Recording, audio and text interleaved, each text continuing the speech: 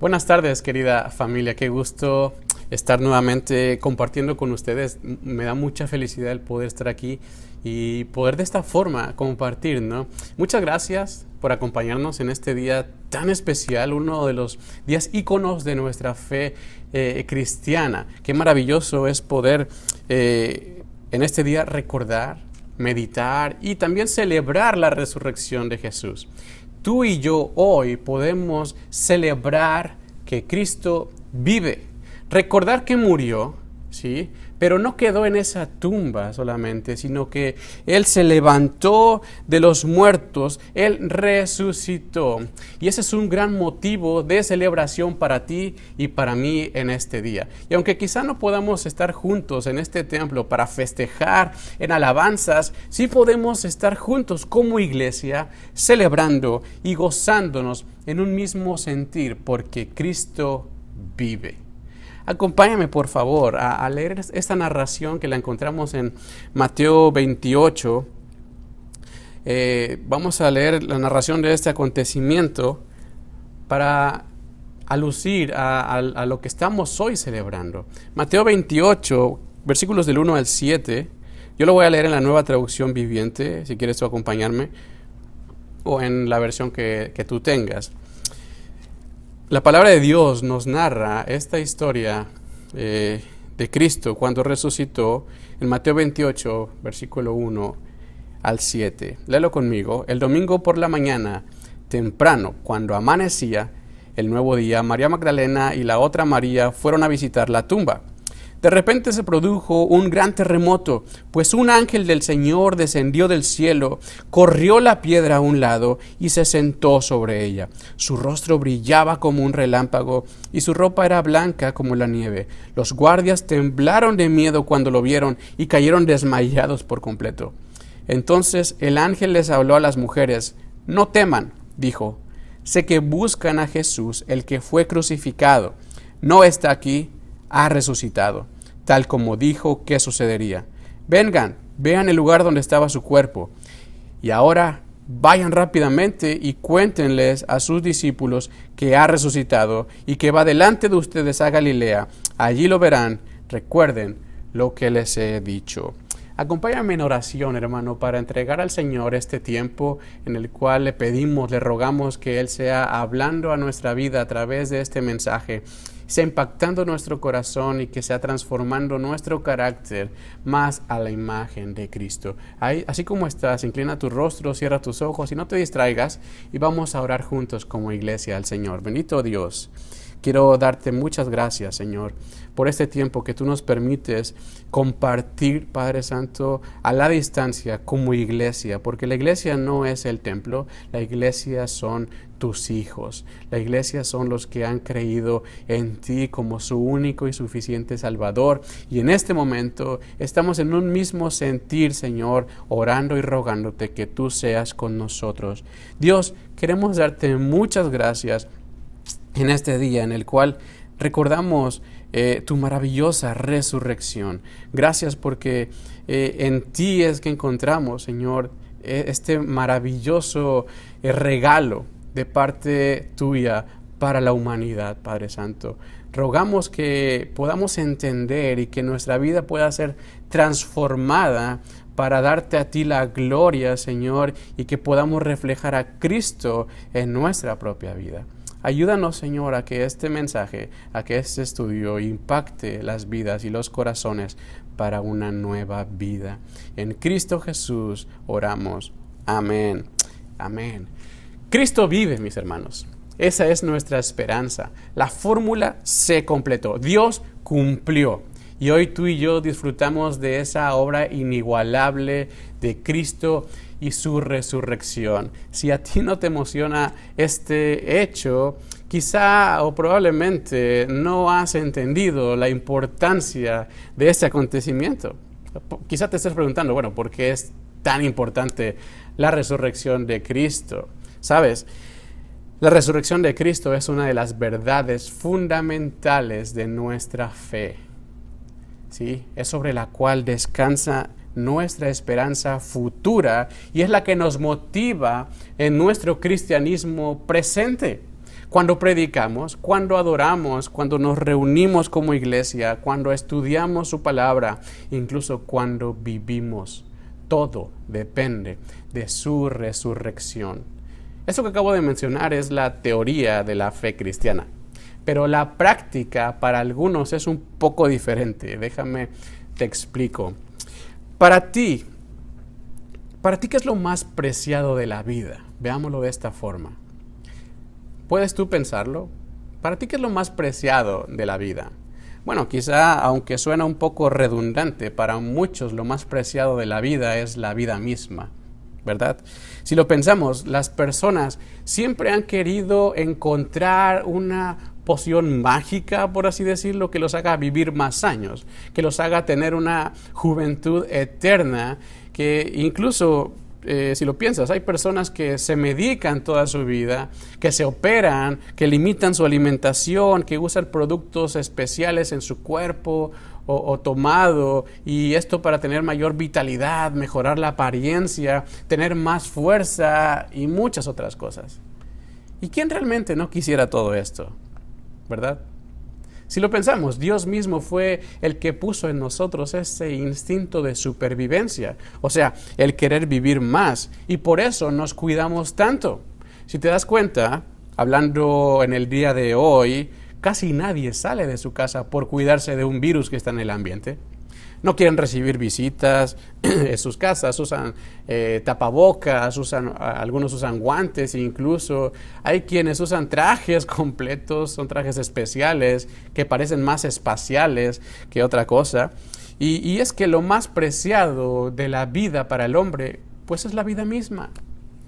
El problema de todo esto radica en que nuestra cosmovisión es limitada, o sea, nuestro enfoque es solamente a la vida en esta tierra y no nos damos cuenta que realmente hay algo mucho más maravilloso, mucho más grande que lo que este mundo ofrece. Nuestra visión limitada no nos deja ver más allá de lo que tenemos aquí y lo que Dios nos está ofreciendo, que es la vida eterna.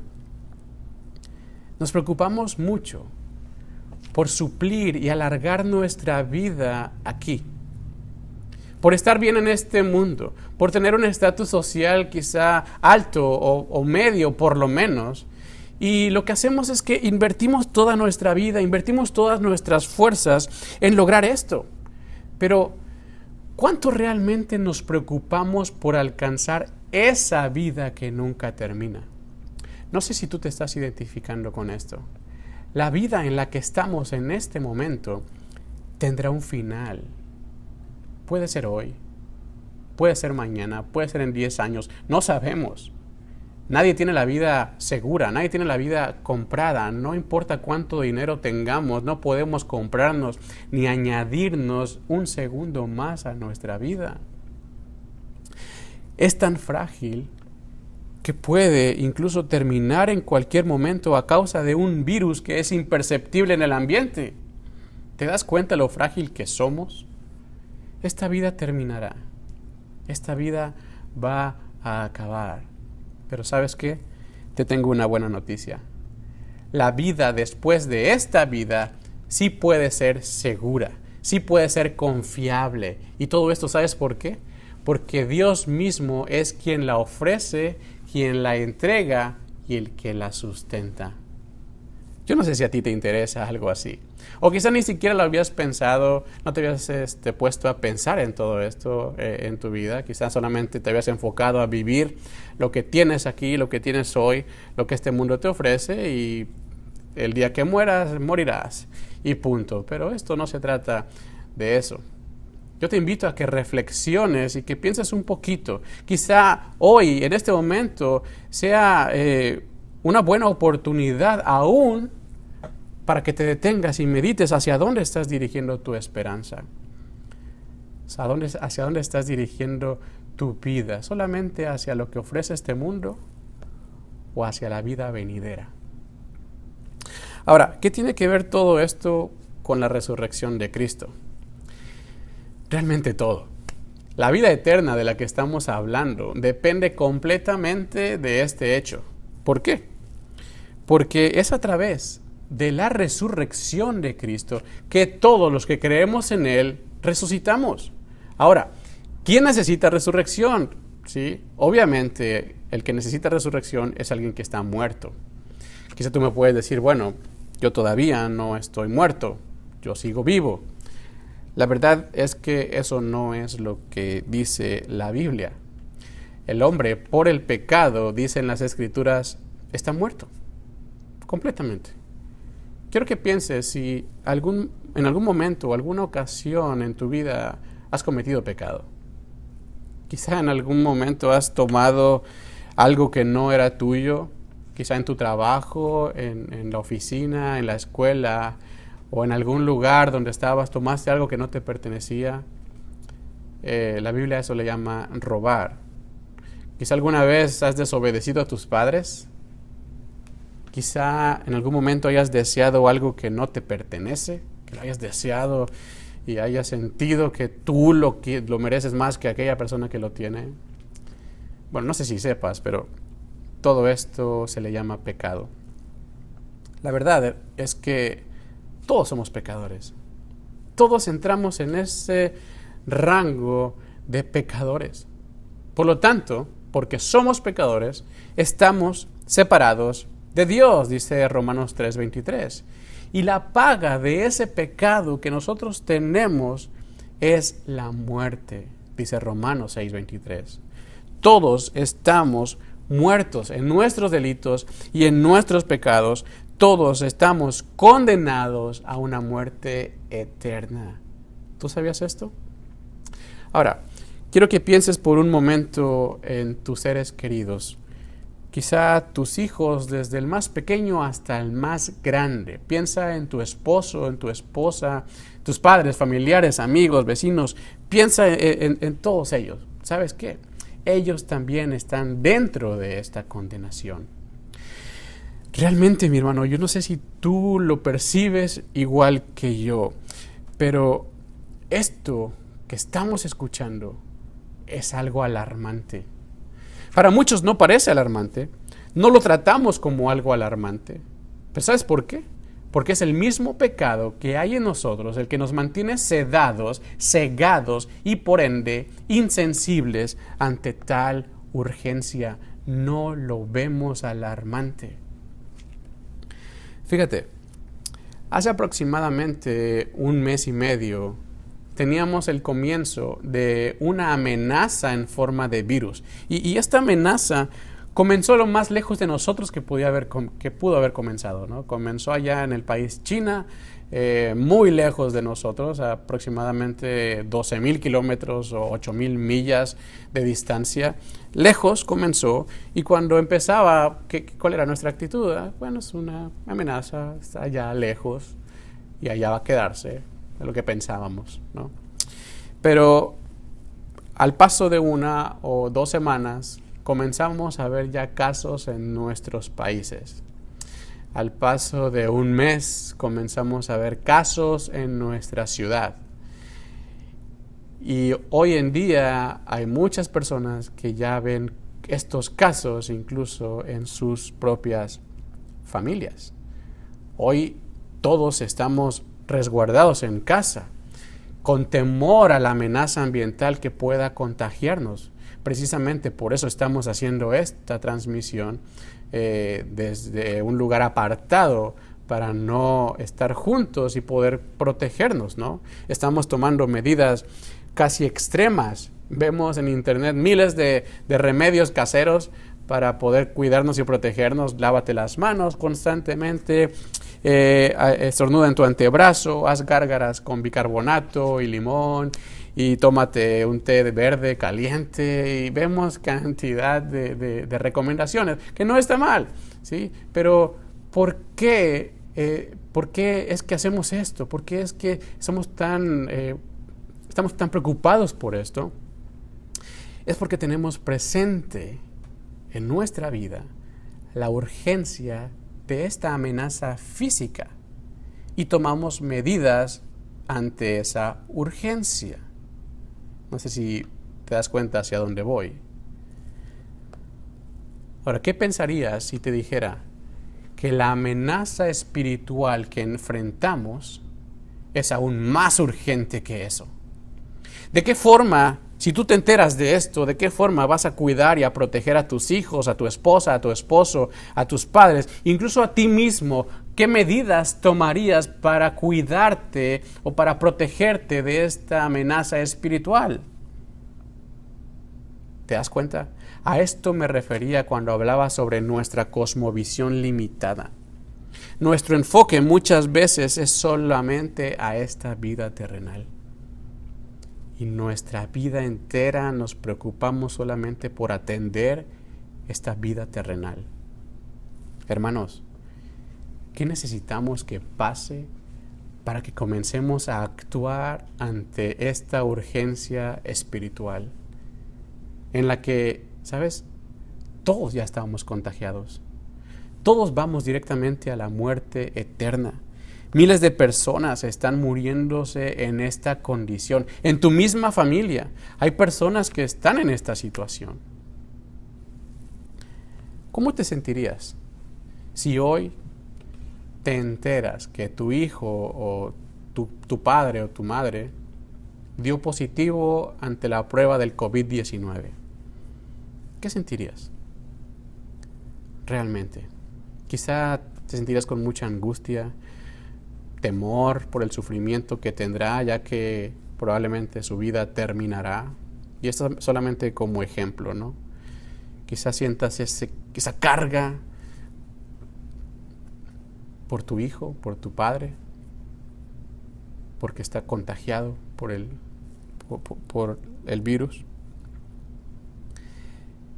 Entonces, ¿por qué no sentimos ese mismo miedo y terror por saber que quizá nuestros hijos están en condenación eterna? Si les hiciéramos la prueba bíblica a nuestros hijos, a nuestros padres, a nuestros hermanos, todos y cada uno ha dado positivo. Están contaminados por el pecado para muerte. No hay quien se salve, no hay quien se libre de esta condenación. No lo hay. Yo no puedo con mis propias fuerzas protegerme, cubrirme y limpiarme, ni salvarme. Yo no puedo hacerlo. Quizá muchas personas afuera crean y piensen que por sus buenas acciones, por sus buenas obras, puedan ellos añadir a ellos vida o añadir a ellos gracia delante de Dios para salvación. La verdad es que no es así. No es así, porque no tendría ningún objeto o ningún sentido la muerte de Cristo y su resurrección. Es por eso, precisamente por eso, porque tú y yo no podemos hacer nada, ni nadie puede hacer nada. Es por eso que Dios mismo nos ha dado la cura para este mal. Nos ha dejado el Evangelio para salvación. La única forma de tener vida cuando estamos muertos, cuando esta vida termina, es a través de Cristo y su resurrección. Fíjate lo que dice Jesús mismo en Juan 11, 25 y 26. Jesús dijo: yo soy la resurrección y la vida. El que cree en mí, aún después de haber muerto, vivirá.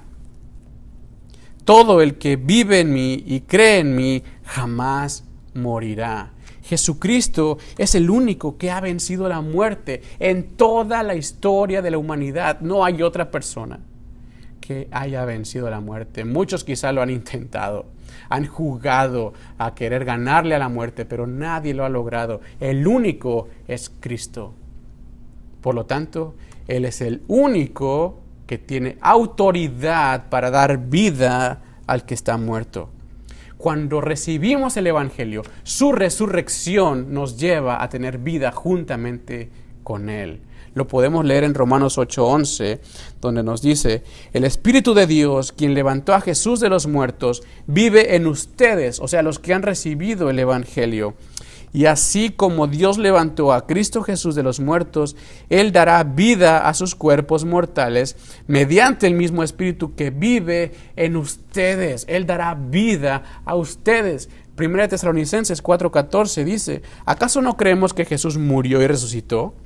Así también Dios resucitará con Jesús a los que han muerto en unión con Él. ¿Te sigues preguntando por qué es importante la resurrección? El apóstol Pablo declara que la resurrección de Cristo es una verdad crucial. Sin esta resurrección, la fe no tiene valor y el pecado no tiene remedio. Lo dice en 1 Corintios 15, 17. Y si Cristo no resucitó, nuestra fe es vana y aún estamos en nuestros pecados. Por lo tanto, seguimos muertos o seguiríamos muertos.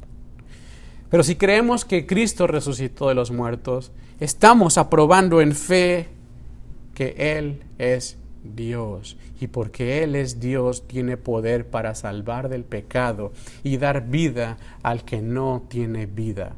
Todo esto por su resurrección.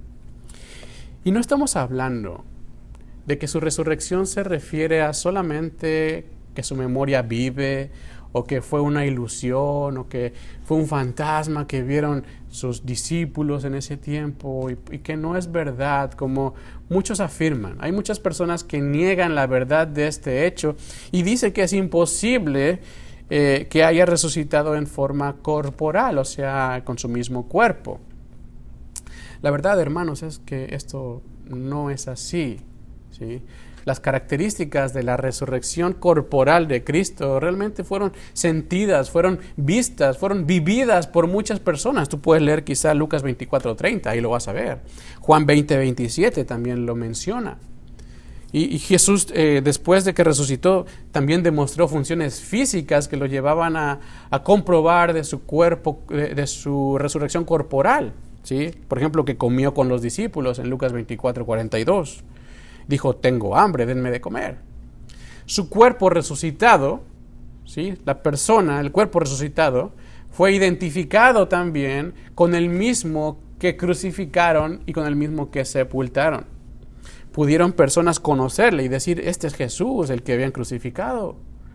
Personas lo vieron, lo sintieron.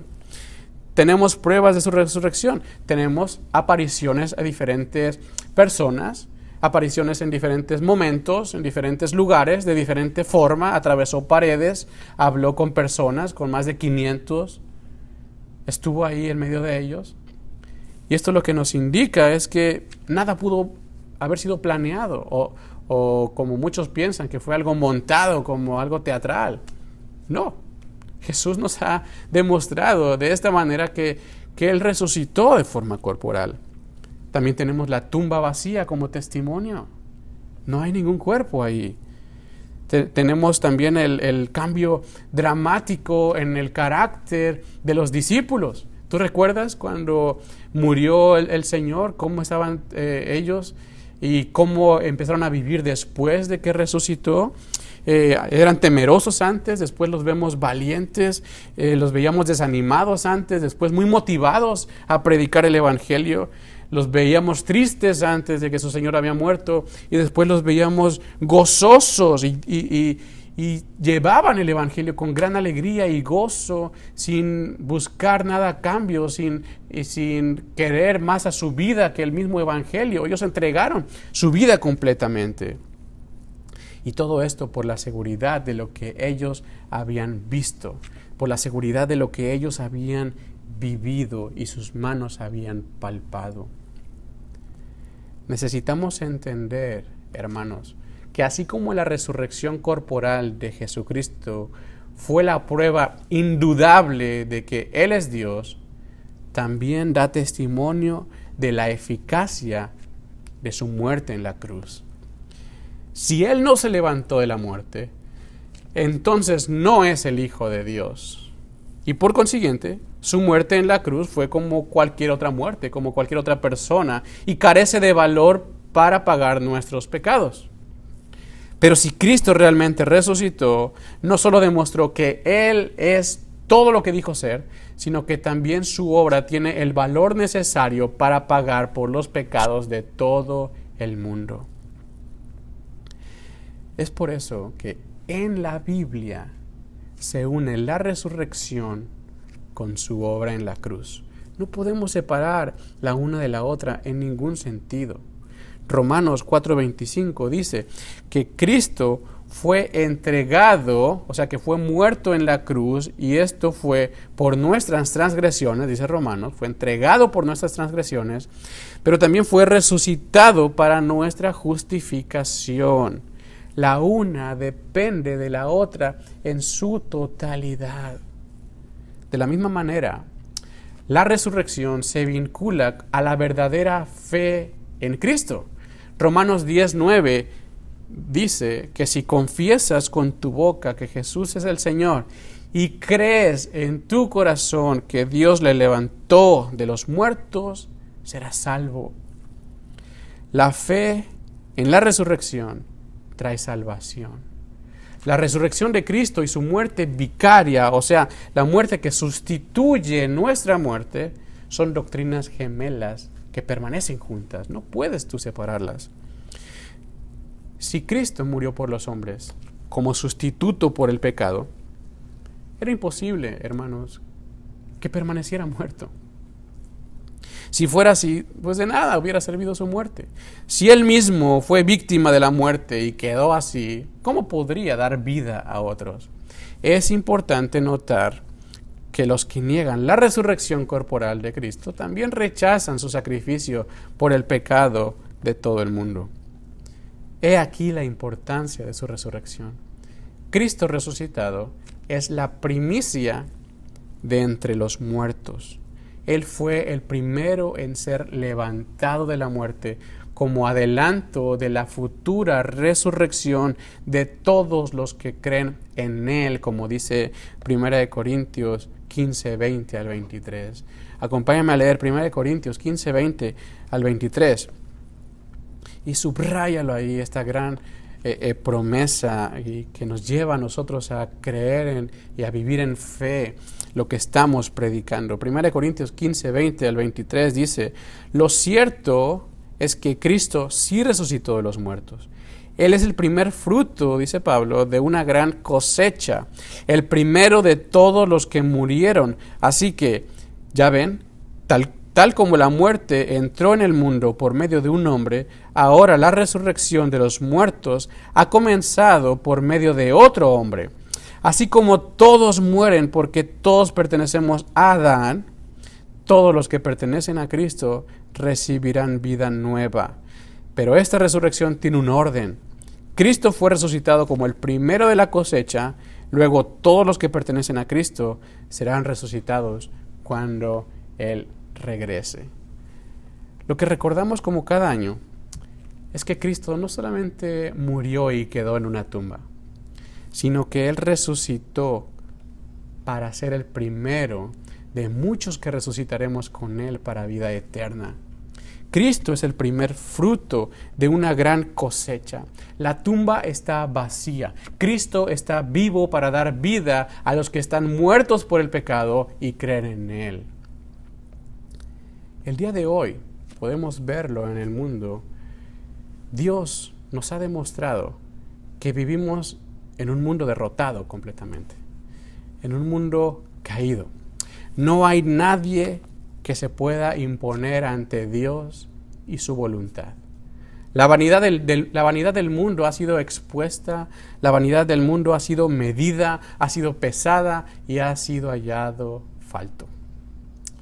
Pero a la vez, en medio de esta gran incertidumbre, de esta situación crítica de un mundo sin esperanza, el Evangelio nos recuerda al Dios victorioso, que ni siquiera la muerte lo pudo retener. Y ese Dios te quiere rescatar. Tengamos algo en claro. Dios no condena al mundo. El mundo ya está condenado por su desobediencia y pecado. El mundo ya vive caminando hacia la condenación. Dios lo que está haciendo es rescatar al mundo de esa condena. Eso es lo que mi Dios hace. Fíjate lo que dice Juan 3:17. Dios no envió a su Hijo al mundo para condenar al mundo, sino para salvarlo por medio de Él. Dios quiere rescatarte. Y de la misma forma que levantó a Jesús de los muertos, te puede levantar a ti para una vida eterna. puede levantar a tus hijos, puede levantar a tu esposo, a tu esposa, a tus padres y a tus hermanos. Dios tiene ese poder. 2 Corintios 4:14 dice, pues sabemos que aquel que resucitó al Señor Jesús, nos resucitará también a nosotros con Él y nos llevará junto con ustedes a su presencia. ¿Es importante la resurrección? El aprecio por la resurrección va más allá que solo una simple tradición religiosa de cada año o un simple recuerdo. El aprecio, hermanos, por la resurrección es motivado por la vida que encontramos a través de su vida. Porque Cristo no está muerto. Cristo resucitó. Ahora, ¿qué nos toca a nosotros que hemos conocido y que hemos creído acerca de su resurrección? ¿Qué es lo que nos corresponde a nosotros como iglesia? Bueno, recuerda que la tumba sigue vacía. Recuerda que la piedra ha sido removida. Y si te das cuenta, la piedra no fue removida para que Jesús saliera, sino para que las personas pudieran entrar y ver que el Señor estaba vivo. El ángel le dijo a las mujeres, si recuerdas el pasaje que leímos al principio, les dijo, no está aquí, Él ha resucitado, tal y como dijo que sucedería. Vengan, vean el lugar donde estaba su cuerpo, y ahora que ya conocen que resucitó, vayan rápidamente y cuéntenles a sus discípulos que Él vive. De esta forma nosotros vayamos rápidamente y contemos a las personas que Jesús ha resucitado y que hay en Él una esperanza de vida. Jesucristo es nuestra esperanza. Hermano, es tiempo de que lo apliquemos a nuestra vida y dejemos de seguir anestesiados con esta indiferencia por la salvación de nuestros cercanos. ¿Cómo vas a responder ante tal pandemia espiritual? ¿Y qué tan limitada es tu cosmovisión ahora que has entendido acerca de la resurrección de Cristo? ¿Le seguirás dando más importancia a esta vida o a la venidera? Cristo resucitó y en su vida podemos tener vida. Acompáñame a orar para entregar este tiempo en las manos del Señor. Dios, te damos muchas gracias, Padre Santo, porque tú nos has regalado vida a través de la vida de Cristo. Tú lo has resucitado a Él como primicia, como el primer fruto, Señor, de la gran cosecha que vas a tener también con la iglesia, con tus hijos. Muchas gracias, Padre Santo. Hoy quiero orar, Señor, por aquellos que aún no han entendido la importancia de tu resurrección. Quiero orar por ellos para que tú pongas ese ánimo, Señor, esa motivación, esa fuerza, Padre, para levantarse y para predicar y vivir la resurrección. No solamente recordarla cada año en estas fechas, sino vivirla todos los días. Dios, ayúdanos, Padre, que seamos uno en Cristo y que tú nosotros hagas la obra, Señor, de salvación completa hasta el día de la glorificación. Gracias, Padre Santo. En el nombre de Jesús, pongo este mensaje, Señor, delante de ti, pidiéndote que hagas tú la obra en mis hermanos que están viendo a través de esta transmisión, Dios. Los pongo en tus manos. En Cristo Jesús. Amén. Quizá haya alguien que me está viendo en este momento que aún no tiene una relación con Cristo. Sabes, quizá esta sea una excelente oportunidad de que le entregues tu vida a Él para que Él te entregue la suya para vida eterna. Toma tu tiempo, toma este momento para rendirle cuentas a Dios. Él te quiere perdonar, Él te quiere salvar, Él quiere hacer la obra en ti, Él quiere llevarte a ti hacia Él mismo y hacerte uno con Él. Aprovecha este tiempo que aún podemos encontrarle y entrégale tu vida a Cristo. Hermanos, preparen su corazón, preparen su vida, porque en un momento más vamos a celebrar la cena del Señor. Vamos a estarles dirigiendo también aquí en la iglesia. El pastor Salvador va a compartir con ustedes y los va a dirigir a través de la palabra y con los elementos. Entonces tomen este tiempo también para preparar los elementos, para preparar sus corazones y podamos como iglesia, desde donde tú estás, celebrar la cena del Señor, que esto es algo muy importante como iglesia, como hijos de Dios. Dios te bendiga. Gracias por estar con nosotros, gracias por tu fidelidad y esperamos pronto poder estar con ustedes. Les amamos y les bendecimos donde quiera que estén, hermanos. Dios les bendiga.